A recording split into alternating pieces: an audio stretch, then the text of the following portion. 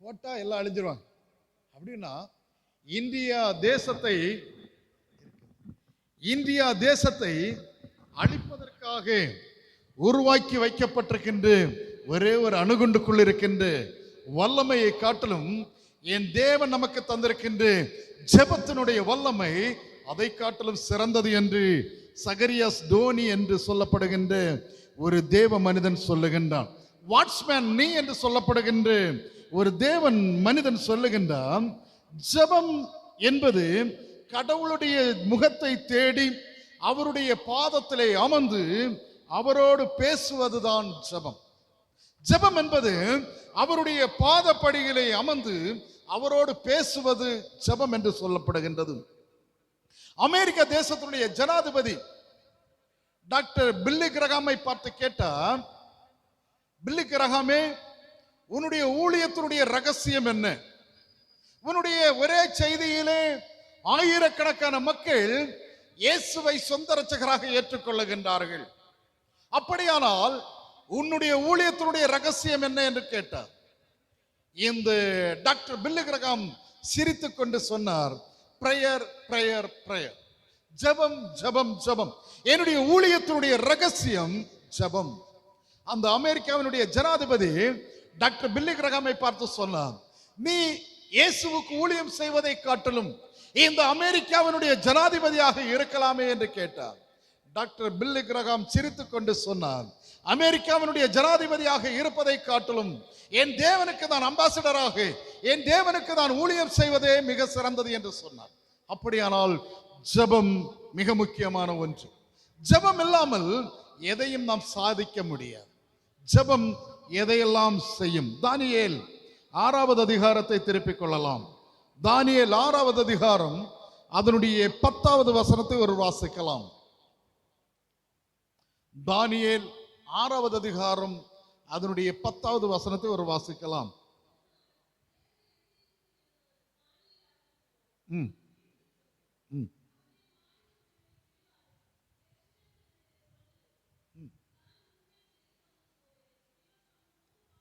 தினமும் 3 வேளை அவன் ஜெபித்துக் கொண்டிருந்தான். ஜெபம் எதையெல்லாம் செய்யும்? முதலாவதாக தானியேலுடைய ஜெபம். தானியேலுடைய ஜெபம் சூழ்ச்சியை முறியடித்தது என்று சொல்லப்படுகின்றது. என்ன சூழ்ச்சி என்று சொன்னால், தானியேல் 6வது அதிகாரம் அதனுடைய 1வது வசனம் 2வது வசனம் நாம் பார்க்கும் பொழுது, ராஜ்யம் முழுவதையும் ஆளும்படிக்கு தன் ராஜ்யத்தின் மேல் 120 தேசாதிபதிகளை தரியூர் ராஜா உருவாக்குகின்றான். 120 பேரை நியமனம் செய்கின்றார். 2வது வசனம் சொல்லுகின்றது, ராஜாவுக்கு நஷ்டம் வராதபடிக்கு அந்த தேசாதிபதிகளில் கணக்கு ஒப்புவிப்பதற்கு அவர்களுக்கு மேலாக 3 பிரதானிகளை நியமனம் செய்தார். அதிலே தானியேல் ஒருவனாக இருந்தார்.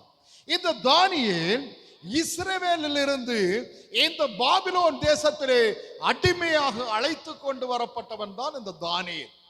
இந்த தானியேலை தரியூர் ராஜா சிறந்தவனாக காணப்படுகின்றான். காரணம் என்னவென்றால், இந்த தானியேலுக்குள் விசேஷித்த ஆவி இருந்தது என்று 3வது வசனம் சொல்லப்படுகின்றது.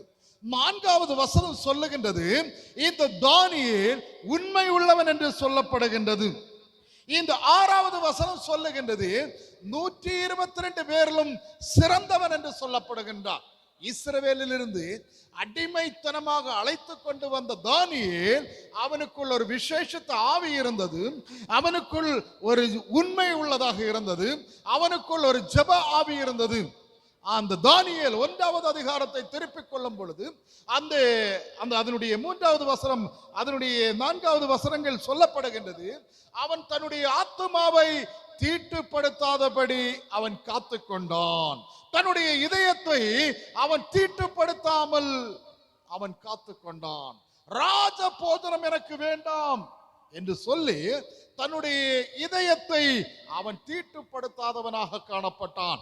எனவே தான் அவன் சிறந்தவனாக காணப்படுகின்றான். இந்த தரியூர் ராஜா 123 பேரை நியமனம் செய்கின்றான். அதிலே சிறந்தவனாக தானியேல் காணப்படுகின்றான். இப்பொழுது சூழ்ச்சி என்னவென்றால் 122 பேரும் தானியேலை கொலை செய்ய வேண்டும் என்று எத்தனம் செய்கின்றார்கள். ஏனென்றால் இந்த சிறந்தவனாக இருக்கின்ற தானியேலை இந்த தரியூர் ராஜா கொலை செய்ய வேண்டும். இந்த தரியூர் ராஜா இந்த தானியேலை கொலை செய்து விட்டால் நாம் இந்த தேசத்திலே தலைவராக மாறிவிடலாம். இந்த 122 பேரும் அதைத்தான் எத்தனம் கட்டினார்கள். யாராவது ஒருவர் அதனுடைய 4வது வசனத்தை ஒரு 6வது வசனத்தை வாசிக்கலாம். தானியேல் 6வது அதிகாரம் அதனுடைய 6வது வசனம். பின்பு அந்த பிரதானிகளும் தேசாதிபதிகளும் கூட்டம் கூடி ராஜாவினிடத்தில் போய் அவனை நோக்கி, தரியூர் ராஜாவே, நீர் என்றும் வாழ்க. 7வது வசனம். எவனாகிலும் 30 நாட்கள் வரையிலும் ராஜாவாகிய உம்மை தவிர எந்த தேவனை ஆகிலும் மனுஷனை ஆகிலும் நோக்கி யாதொரு காரியத்தை குறித்து விண்ணப்பம் பண்ணினால் அவன் சிங்கங்களின் கெவியிலே போடப்பட ராஜா கட்டளை பிறப்பித்து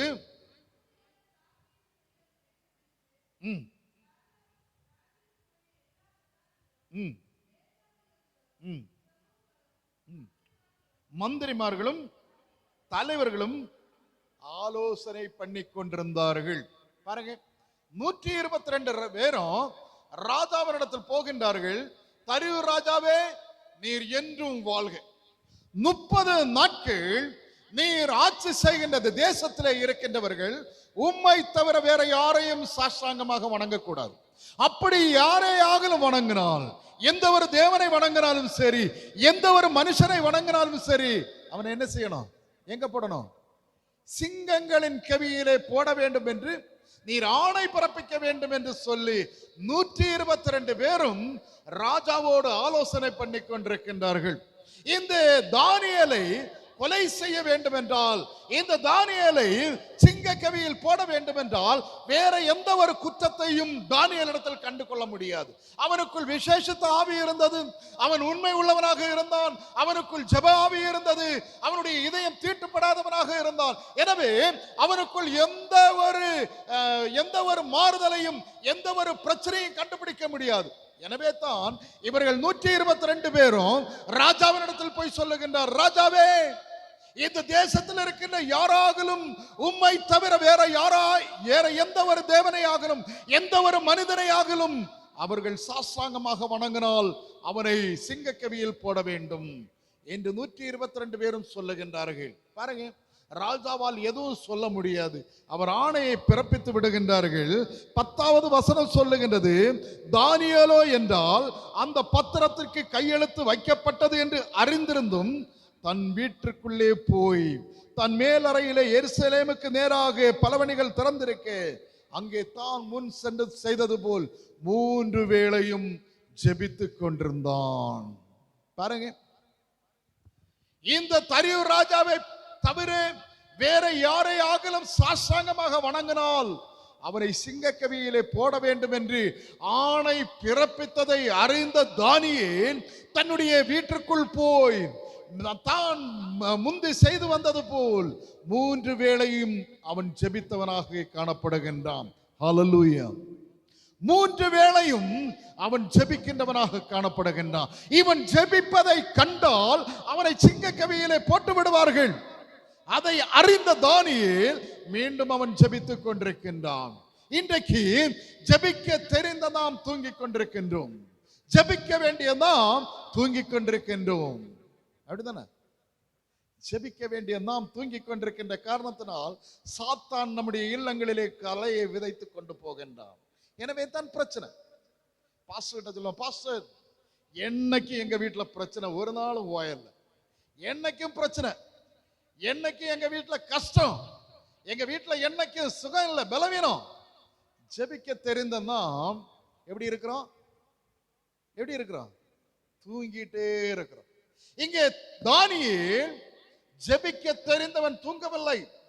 அவனுக்குள் ஒரு சூழ்ச்சி. 122 பேரும் தானியேலை சிங்கக்கவியிலே போட வேண்டும் என்று அவர்கள் ராஜாவினிடத்தில் ஆணை பிறப்பித்திருக்கிறார்கள். ஆணை பிறப்பிக்கப்பட்ட போதிலும் தானியேல் 3 வேளை ஜெபித்துக் கொண்டிருந்தான். இங்கே 7வது வசனத்திலே நாம் பார்க்கும் பொழுது 30 நாட்கள் ராஜா ஆணை பிறப்பித்து விட்டான். 30 நாட்களும் இந்த 122 பேர் தூங்கல. என்ன செய்யல? தூங்கல. ஏன் தூங்கல? தானியேலுடைய மனம் மாறிட்டாலோ, தானியேல் ஒருவேளை தரியூர் ராஜாவை சாஷ்டாங்கமாக வணங்குறானோ. 30 நாட்களும் இந்த 122 பேர் தூங்கல. 122 பேரும் கண் விழித்து தானியேலே சுத்தி சுத்தி சுத்தி சுத்தியே வர்றாங்க. என்ன தானியேலுடைய மனம் மாறக்கூடாது. சுத்தி சுத்தியே வராங்க. 122 பேரும் சுத்தி வராங்க. ஆனால் அதனுடைய 18வது வசனம் ஒரு வாசிக்கலாம். ம் ம் ம் ம் 18வது வசனம் இப்படி சொல்லுகிறது. பின்பு ராஜா தன் அரண்மனைக்கு போய் முழுவதும் போஜனம் பண்ணாமலும் கீத வாத்தியங்கள் முதலானவைகளை தனக்கு முன்பு வரவிடாமலும் இருந்தான். அவனுக்கு நித்திரை வரவில்லை. பாருங்க, இந்த 122 பேரும் 30 நாட்கள் கண் விழித்துக் கொண்டிருந்தார்கள். 14வது வசனம் சொல்லுகின்றது, ராஜா இந்த வார்த்தைகளை கேட்டபோது தன்னில் மிகவும் சஞ்சலப்பட்டு தானியேலை காப்பாற்றும்படிக்கு அவன் பேரில் தன் மனதை வைத்து அவனை தப்புவிப்பதற்கு சூரியன் அஸ்தமிக்கும் வரை பிரயாசப்பட்டான். தானியேலை சிங்கக்கவியிலே போடுவதற்கு முன்பாக, தானியேலை காப்பாற்றுவதற்காக இந்த ராஜா இந்த சூரியன் அஸ்தமிக்கும் மட்டும் பிரயாசப்படுகின்றான். ஆனால் முடியவில்லை. ராஜா ஆணை பிறப்பிக்கப்பட்ட அந்த ஆணை அதற்கு பிறகு மாற்ற முடியாது. எனவே ராஜா எவ்வளவோ முயற்சி எடுத்தும் தானியேலை காப்பாற்ற முடியவில்லை. எனவே அதனுடைய 16வது வசனம் ஒரு வாசிக்கலாம்.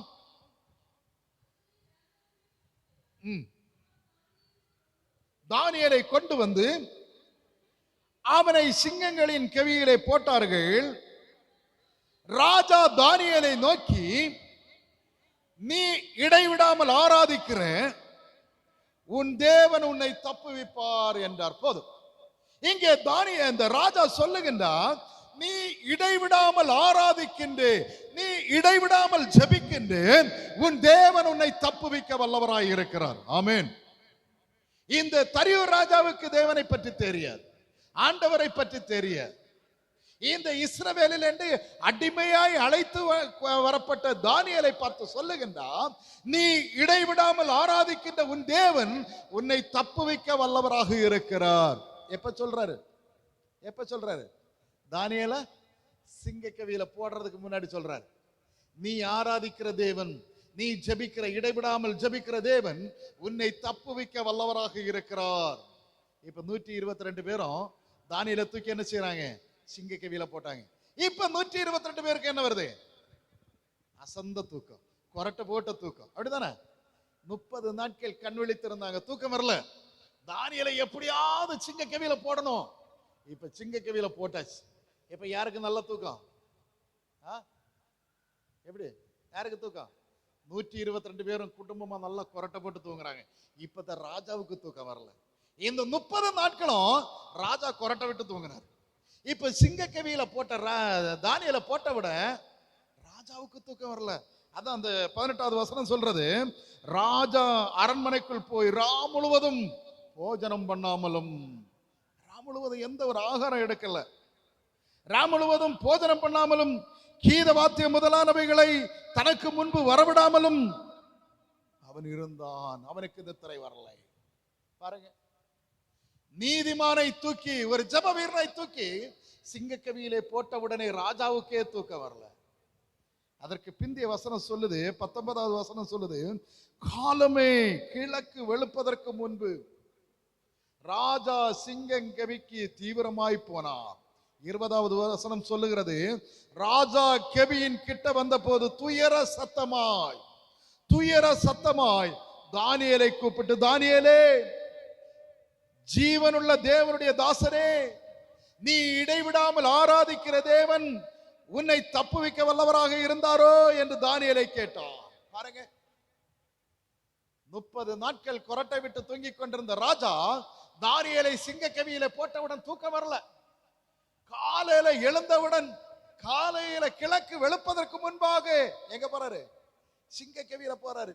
சிங்கக்கவியில போய் அந்த அவர் கூப்பிடுறார், தானியேலே, ஜீவனுள்ள தேவனுடைய தாசரே. எப்படி பாருங்க, ஒரு தேவனை அறியாத ஒரு மனுஷன் தேவனை அறிந்த ஒரு ஜெப வீரனை பார்த்து கூப்பிடுகிறார். எப்படி கூப்பிடுறாரு? ஜீவனுள்ள தேவனுடைய தாசரே, ஜீவனுள்ள தேவனுடைய தாசரே, நீ இடைவிடாமல் ஆராதிக்கிற உன் தேவன் உன்னை சிங்கங்களுக்கு தப்புவிக்க வல்லவராக இருந்தாரோ என்று கூப்பிடுற. பாருங்க, தானியேல் அப்பொழுது சிங்க கவியில் இருந்து சொல்றாரு. அப்பொழுது தானியேல், ராஜாவே நீர் என்றும் வாழ்க. நம்மால சொல்ல முடியுமா? தானியேல் சொல்றாரு, ராஜாவே நீர் என்றும் வாழ்க. இன்னைக்கு நம்ம சொல்ல முடியுமா?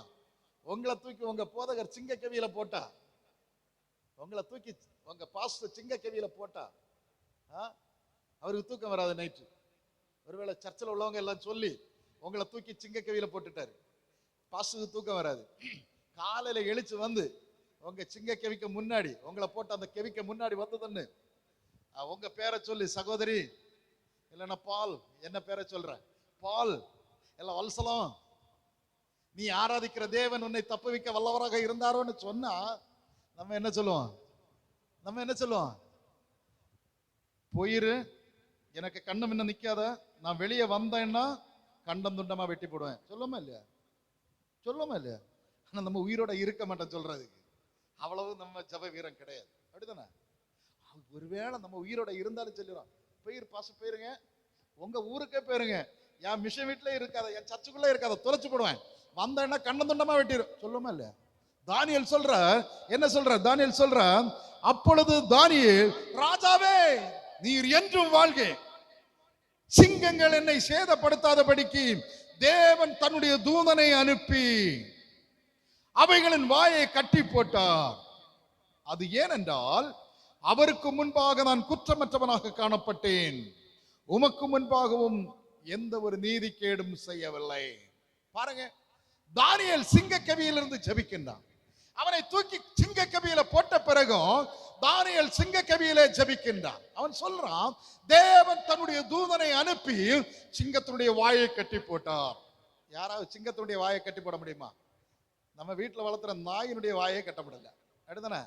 ஆனால் தேவன் தன்னுடைய தூதனை சிங்க கவிக்குள் அனுப்பி சிங்கத்தினுடைய வாயை கட்டி போடுகின்றார். தானியேல் சொல்லுகின்றான், எதற்காக தேவன் சிங்கத்தினுடைய வாயை கட்டி போட்டார் என்றால், நான் தேவனுக்கு முன்பாக எந்த ஒரு குற்றமும் செய்யாதவன், எந்த ஒரு குற்றமற்றவன், ராஜாவாகிய உமக்கு முன்பாகவும் நான் எந்த ஒரு நீதிகேடும் செய்யவில்லை. எனவே தேவன் தன்னுடைய தூதனை அனுப்பி சிங்கத்தினுடைய வாயை கட்டி போட்டார். இன்றைக்கு நாம் ஜெபிக்கின்றவனாக இருந்தால், நம்முடைய வீடுகளிலே நாம் ஜெபிக்கின்றவனாக இருந்தால், 3 வேளை நாம் ஜெபிக்கின்றவனாக இருந்தால், நமக்கு முன்பாக நிற்கின்ற சாத்தானுடைய அந்தகார சக்திகளை தேவன் தன்னுடைய தூதனை அனுப்பி என்ன செய்வார்? வேலி அடைத்து போடுவார். உனக்கு முன்பாக இருக்கின்ற எரிகோ கோட்டைகளை தேவன் நிர்மூலமாக்கி விடுவார். எப்போன்னா, எப்போ? கொரட்டை விட்டு தூங்கிட்டே இருந்தா, அப்படித்தானே? எப்படி? நம்ம ஜெபிக்கின்றவனாக இருந்தால், நாம் ஜெபிக்கின்றவனாக இருந்தால், நமக்காக எடுக்கப்படுகின்ற எந்த சூழ்ச்சியும் தேவன் தன்னுடைய தூதனை அனுப்பி சூழ்ச்சியை முறியடிப்பார். ஹல்லேலூயா! சூழ்ச்சியை முறியடிக்கின்ற தேவன். இங்கே தானியேலுடைய சூழ்ச்சி முறியடிக்கப்படுகின்றது. தானியேலை தூக்கி சிங்க கவியிலே போடுகின்றான். தானியேல் ஜெபிக்கின்றான், சிங்க கவியிலே ஜெபிக்கின்றான். தேவன் தன்னுடைய தூதனை அனுப்பி சிங்கத்துடைய வாயை கட்டி போடுகின்றார். தானியேல் வெளியே வருகின்றான். ராஜாவுக்கு சந்தோஷம். பிந்திய வசனம் 24வது வசனம் ஒருவர் வாசிக்கலாம்.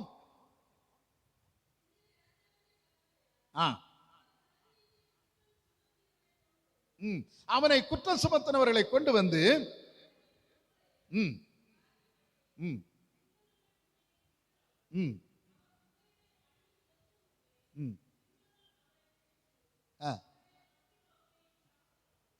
பாருங்க, தானியேல் ஒரே ஒரு மனிதனை தூக்கி சிங்கக்கவியில போட்டாங்க, என்னாச்சு? சிங்கங்களுடைய வாய்கள் கட்டப்பட்டது. இங்க 122 பேர், அவர்களுடைய மனைவிமார், அவருடைய பிள்ளைகளை, அப்ப எத்தனை பேர்னு பாத்துக்கிட்டா? 122, 244, ஒரு பிள்ளை வச்சு பார்த்தாலும் 366. 366 பேரை சிங்கக்கவியில போட்ட உடனே அவங்க அந்த சிங்கக்கவிக்கு உள் போகிறதுக்கு முன்பாகவே அவளுடைய சதைகள் எல்லாம் பீறப்பட்டது, அவருடைய எலும்புகள் எல்லாம் உடைக்கப்பட்டது. அப்படின்னா தேவன் எவ்வளவு சிறந்தவர்! நம்முடைய ஜெபத்தினுடைய பவர் எப்படிப்பட்ட பவர் பாருங்க. தானியேலுடைய சூழ்ச்சி ஜெபத்தினால் முறியடிக்கப்பட்டது. இங்கே அந்த ராஜா சாட்சி சொல்லுகின்றார். 26வது வசனம் சொல்லுகின்றது, என் ராஜ்யத்தின் ஆழ்மைக்குள் எங்கும் உள்ளவர்கள் யாவரும் தானியேலின் தேவனுக்கு முன்பாக நடுங்கி பயப்பட வேண்டும் என்று சாட்சி சொல்லுகின்றார். இந்த ராஜா தேவனை அறியாத ஒரு தரியூர் ராஜா சொல்லுகின்றார், தானியேலுடைய தேவனுக்கு முன்பாக எல்லா மனிதரும் சாஷ்டாங்கமாக விழ வேண்டும் என்று சொல்லுகின்றார். அப்படியானால் தானியேலுடைய ஜெபம் சூழ்ச்சியை முறியடித்தது. இரண்டாவது ஜெபம், யாத்ராகமம் 17வது அதிகாரத்தை திருப்பிக் கொள்ளலாம். யாத்ராகமம் 17வது அதிகாரம் அதனுடைய 9வது வசனத்தை ஒரு வாசிக்கலாம். அப்பொழுது மோசே யோசுவாவை நோக்கி, நீ நமக்காக மனிதர்களை தெரிந்து கொண்டு அமலேக்கியரோடு யுத்தம் பண்ணு, நாளைக்கு நான் மலையின் உச்சியில் தேவனுடைய கோலை என் கையில் பிடித்துக் கொண்டு நிற்பேன் என்றார். இங்கே மோசே யோசுவாவை பார்த்து சொல்லுகின்ற ஒரு நிகழ்வு. இங்கே மோசேயினுடைய ஜெபம் என்ன செய்தது என்று நாம் பார்க்க போகின்றோம்.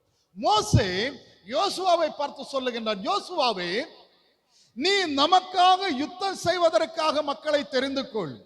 நாளைக்கு நீ பள்ளத்தாக்கிலே அமலேக்கியரோடு யுத்தம் பண்ண வேண்டும்.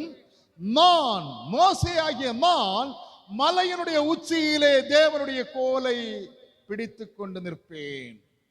பாருங்க, மோசே யோசுவாவை பார்த்து சொல்லுகின்றான், யோசுவாவே, நீ நமக்காக மனிதர்களை தெரிந்து கொள். நாளைக்கு நீ அமலேக்கியரோடு யுத்தம் செய்ய வேண்டும். அமலேக்கியர் என்றால் அவர்கள் ஜைஜாண்டிக் ஃபெலோஸ், அவர்கள் யானை பலம் படைத்தவர்கள், அவர்கள் அரக்கர்கள். அப்படிப்பட்ட மனிதர்களோடு யுத்தம் செய்ய வேண்டும். என்னாகமம் 13வது அதிகாரம் அதனுடைய 29வது வசனத்திலே நாம் பார்க்கும் பொழுது, இந்த மனிதர்கள் வனாந்தரத்திலே வாழ்கின்றவர்களாக காணப்பட்டார்கள். ஆதியாகமம் 36வது அதிகாரம் அதனுடைய 12வது வசனத்திலே நாம் பார்க்கும் பொழுது, பள்ளத்தாக்கிலே குடியிருக்கின்றவர்கள் தான் இந்த அமலேக்கியர். அப்படிப்பட்ட இந்த மனிதர்களோடு யுத்தம் செய்வதற்காக இந்த மோசே யோசுவாவினிடத்தில் சொல்லுகின்றான்.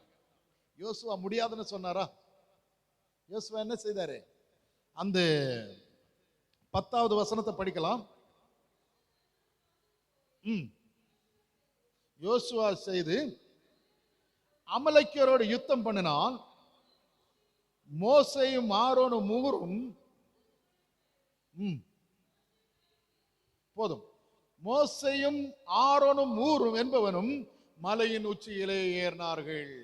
பாருங்க, இங்கே அமலேக்கியரோடு யுத்தம் செய்வதற்காக மோசே சொன்னது போல் யோசுவா தனக்கென்று மனிதர்களை அவன் தெரிந்து கொள்ளுகின்றான்.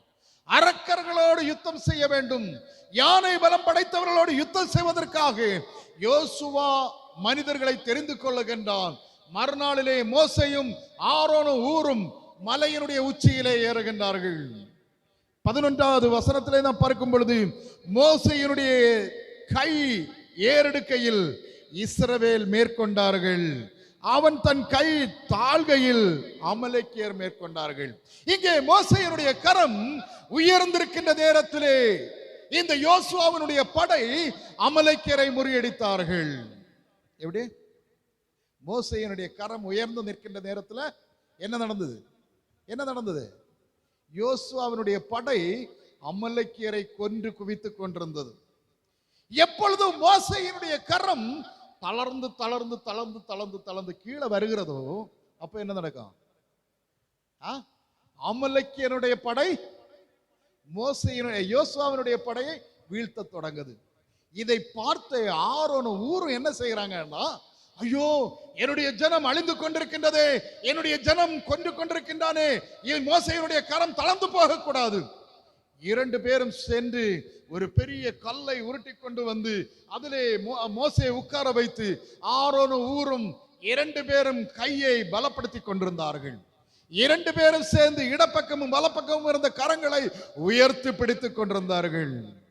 இரவு அந்தி வரை, காலையிலிருந்து சாயங்காலம் வரை மோசேயினுடைய கரம் தளரவில்லை. பாருங்க, அப்ப நம்ம என்ன செய்யணும்? நம்முடைய கரங்கள் தளர்ந்து போகின்ற நேரத்தில் என்ன செய்யும்? சாத்தான் உங்களை வீழ்த்துவான். அடுத்தானே இங்கே மோசேயினுடைய கரம் தாழ்ந்து வருவதை பார்த்து ஆரோனும் ஊரும் மோசேயினுடைய கரத்தை பலப்படுத்துகின்றார்கள். பாருங்க, ஒரு நாள் முழுவதும் காலையிலிருந்து சாயங்காலம் வரை கையை நேரம் இப்படியே வச்சுட்டு நிக்க முடியுமா? யாராவது நிக்க முடியுமா? என்ன பரிசு தரலாம்? இந்த கூட்டம் முடிகிறதோட கையை வச்சுட்டு நிக்க முடியுமா? நாங்க விபிஎஸ்க்கு எல்லாம் போகும்போது கோரியோகிராஃபி பண்ணோம். ஒரு அண்ணாச்சியை தூக்கி விட்டுருவோம். அவர் இயேசுவா நிற்பார், முதல்ல சிலுவையில் அரைஞ்சது போலே நிற்பார். அந்த கோரியோகிராஃபி முடியுமா அவரு கை கீழே கீழே கீழே கீழே வந்துடும். பின்னாடி சொல்ல கை ரைட், அடுத்து பின்ன கீழே வந்துடும், கை நிற்காது.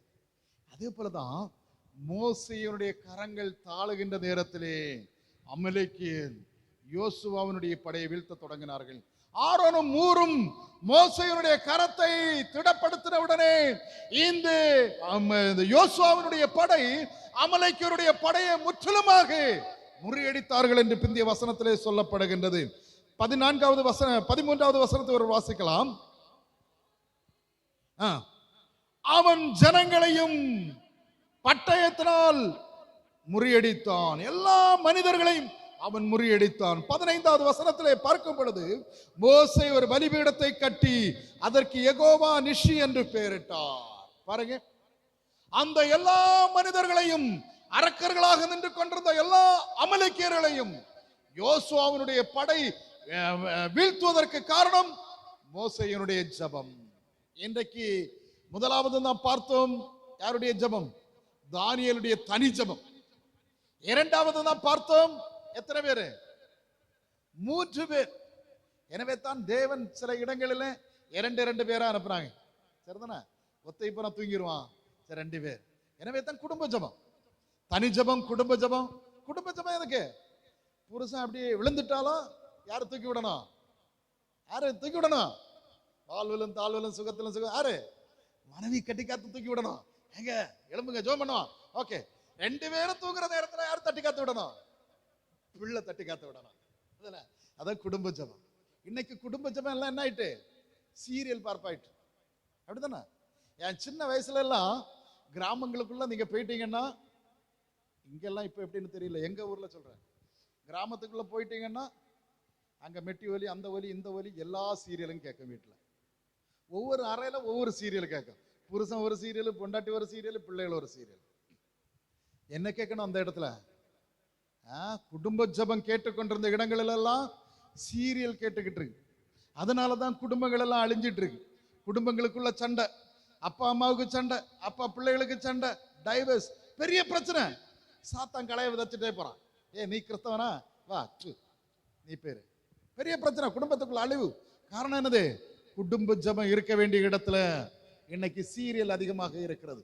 இங்கே யோசுவாவினுடைய படை, மோசேயினுடைய ஜெபம், மோசேயினுடைய கோல், மோசேயினுடைய கை தளராமல் உயர்ந்தது என்ற இடத்திலே யோசுவா தன்னுடைய படையை முழுவதும் அவன் முறியடித்தான் என்று பார்க்கப்படுகின்றது. மூன்றாவதாக திருச்சபையாருடைய ஜெபம். அப்போஸ்தலர் 12வது அதிகாரத்தை திருப்பிக் கொள்ளலாம். அப்போஸ்தலர் 12வது அதிகாரம் அதனுடைய 5வது வசனத்தை ஒரு வாசிக்கலாம். அப்போஸ்தலர் 12:5.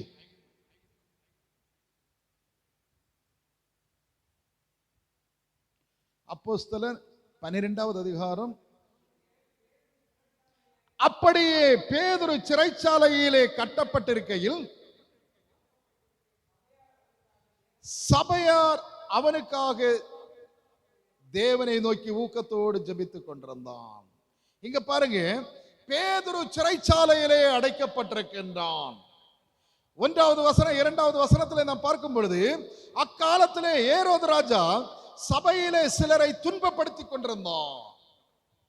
ஏரோதனுடைய ஹாபி என்னன்னா, கிறிஸ்தவர்களை அழிப்பது அவனுக்கு ஒரு ஹாபி. இப்போ பேதுருவை அவன் கொலை செய்வதற்காக சிறைச்சாலையிலே அடைக்கப்பட்டிருக்கிறான். பாருங்க, சிறைச்சாலையிலே அடைக்கப்பட்டிருக்கிற பேதுருவுக்காக யார் ஜெபிக்கிறது? சபையார் அவனுக்காக ஊக்கத்தோடு ஜெபித்துக் கொண்டிருக்கின்றார்கள். இன்றைக்கு சபையாகிய நாம் ஊக்கத்தோடு ஜெபிக்க வேண்டும். தனி மனித ஜெபம், குடும்ப ஜெபம், திருச்சபையார் ஜெபம். ஒருவேளை நம்ம நினைக்கலாம், இந்த ஆலயத்திலே நாம் இருந்து ஜெபிக்கின்ற ஜெபம் என்ன கேட்க போகுது, எது பதிலளிக்க போகுது? Never. நீங்க இங்க ஏறெடுக்கின்ற ஜெபம் தேசத்துல எங்கேயோ ஒரு பெரிய மாற்றத்தை கொண்டு வரும். அது இல்லைன்னு யாரும் சொல்ல முடியாது. அதுதானே? நீங்க இந்த இடத்துல வடிக்கின்ற கண்ணீர், நீங்கள் ஜெபிக்கின்ற ஜெபம் ஏதோ ஒரு பெரிய மாற்றத்தை எங்கேயோ கொண்டு வரும். ஒருவேளை உங்களுடைய காதுகள் கேட்காது, உங்களுடைய கண்கள் கேட்காது. இங்கே திருச்சபையாருடைய ஜெபம் சிறைச்சாலையிலே கட்டப்பட்டிருக்கின்ற பேதுருவை வெளியே கொண்டு வருகின்றார்கள். இங்கே திருச்சபையாருடைய ஜெபம் விடுதலையை தந்தது என்று நாம் பார்க்க முடிகிறது. இங்கே 6வது வசனத்தை ஒருவர் வாசிக்கலாம்.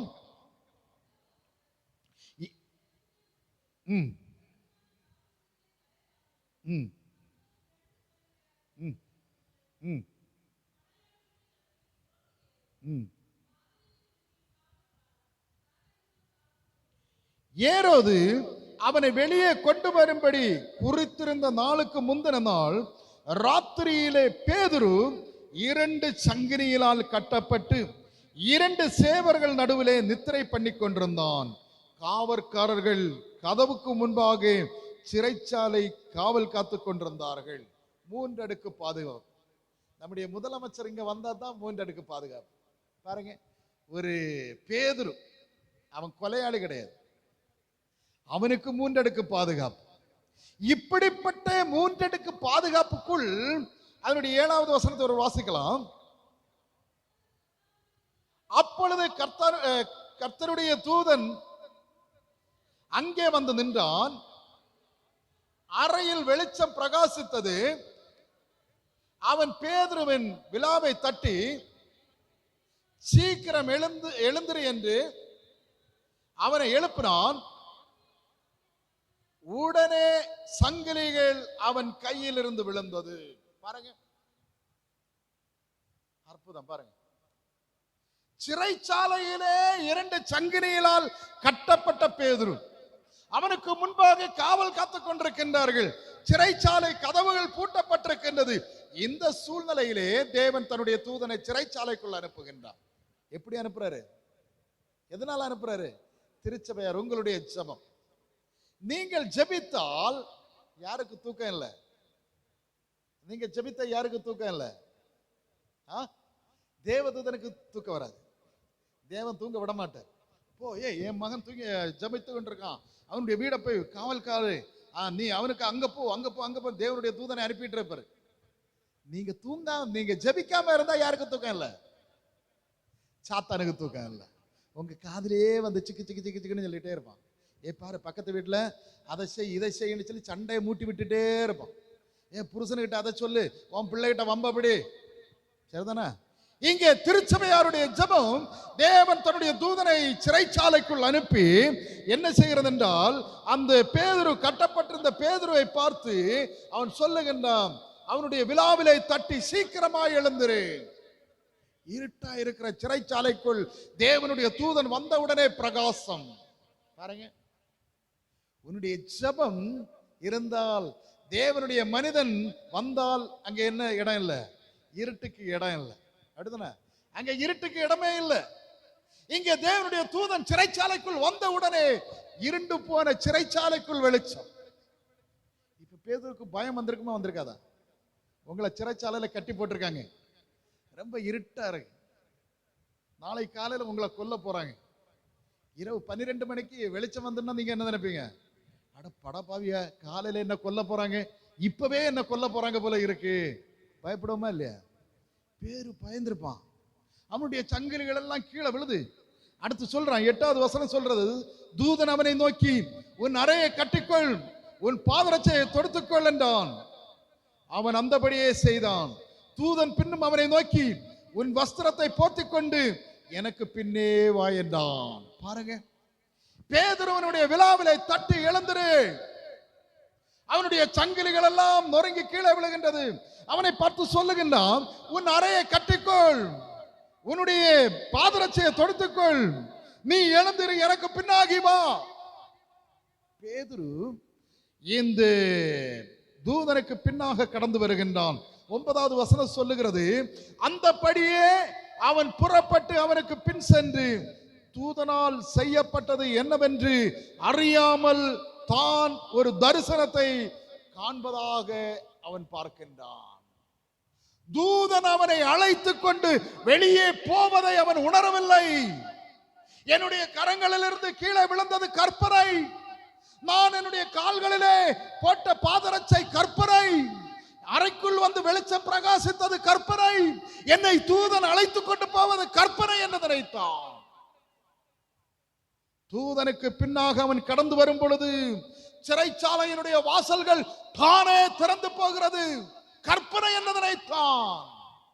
அந்த 11வது வசனம் வெளியே வருகின்ற பொழுது பேதுருவுக்கு தெளிவு வந்த போது ஏரோதுவின் கைக்கும் யூத ஜனங்களின் எண்ணங்களுக்கும் என்னை விடுதலையாக்கும்படி கர்த்தர் தம்முடைய தூதனை அனுப்பினார் என்று அவன் அறிந்து கொள்ளுகின்றான்.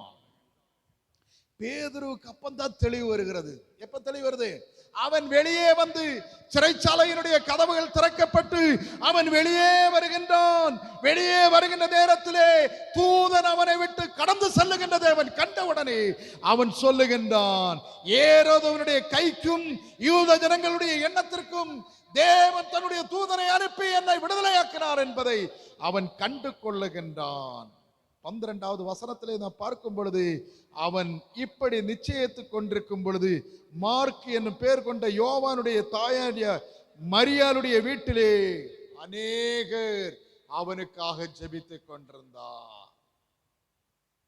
சிறைச்சாலைக்குள் தேவன் தன்னுடைய தூதனை அனுப்புகின்றார்.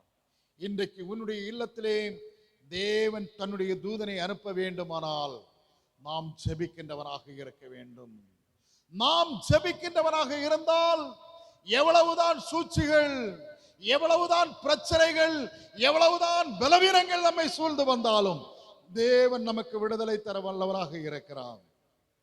இங்கே மோசேயினுடைய ஜெபம் யுத்தத்திலே வெற்றி, தானியேலுடைய ஜெபம் சூழ்ச்சியிலே வெற்றி, இங்கே திருச்சபையாருடைய ஜெபம் இங்கே சிறைச்சாலையிலே வெற்றி. இயேசுவினுடைய ஜெபம் உலகத்தையே ஜெயித்து விட்டார். இன்றைக்கு நம்முடைய ஜெபம் எப்படிப்பட்ட ஜெபமாக இருக்கிறது யோசித்து பாருங்க. பிறந்ததிலிருந்து இந்த நாள் வரையிலும் நாம் ஜெபித்துக் கொண்டிருக்கின்றோம். ஆனால் நமக்குள் எந்த மாற்றமும் இல்லை. ஆண்டவரே, எனக்கு சுகம் இல்லை, எனக்கு பலவீனமாக இருக்கிறது, நான் தேவையோட இருக்கிறேன். நம்ம டெய்லி சொல்லியே இருக்கிறோம். ஜெபிக்க தெரிந்து நாம் தூங்கி கொண்டிருக்கின்றோம். அப்படியே ஜெபிக்கலாமா? ஆண்டவரே, எத்தனை நாட்களும் ஜெபிக்க தெரிந்த நான் தூங்கிக் கொண்டே இருந்தேன். இன்றிலிருந்து நாம் ஜெபிக்கின்றவனாக மாறலாம். எல்லாரும் ஒரு தீர்மானம் எடுக்கலாமா? ஆண்டவரே, என்னை ஒரு ஜெப வீரனாக மாற்றுங்க. ஆண்டவரே, என்னை ஜெப வீரனாக மாற்றுங்கன்னு கேளுங்க. யாரும் மௌனமா இருக்காதீங்க. ஆண்டவரே, பிறந்ததிலிருந்து நான் இத்தனை நாட்களும் நான் சோம்பேறியாக வாழ்ந்து கொண்டிருந்தேன். ஜெபிக்க தெரிந்த நான் ஜெபிக்காமல் ஊதாரியாக நான் திரிந்து கொண்டிருந்தேன். ஆண்டவரே, என்னை மாற்றோன்னு கேளுங்க. ஜெப வாஞ்சை தாரோன்னு கேளுங்க. யாரும் மௌனமா இருக்காதீங்க. ஹல்லேலூயா. யாரும் மௌனமா இருக்காதீங்க, கேளுங்க. இயேசுவே, ஹல்லேலூயா. ஆண்டவரே, உமக்கு நன்றி அப்பா. ஹல்லேலூயா. இயேசுவே, உமக்கு ஹல்லேலூயா. ஹல்லேலூயா. ஹல்லேலூயா. யாரும் மௌனமா இருக்காதீங்க, ஜெபம் பண்ணுங்க. ஹல்லேலூயா. இயேசுவே, ஹல்லேலூயா.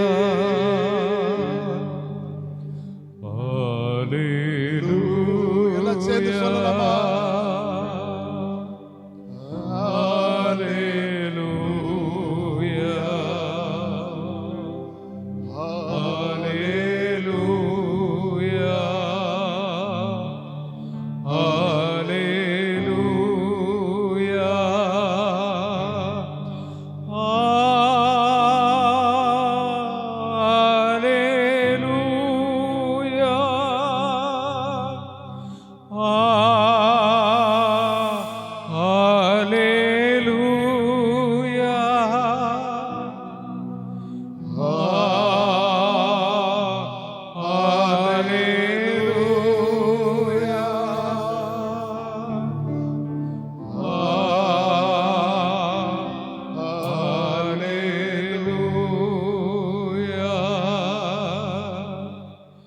அன்பின் பிதாவே, இந்த வேளைக்காக ஸ்தோத்திரிக்கிறோம், நன்றி செலுத்துகிறோம் அப்பா. நாங்கள் ஜெபிக்க வேண்டும் என்பதை எங்களுக்கு வெளிப்படுத்தி காட்டியிருக்கின்றீர்.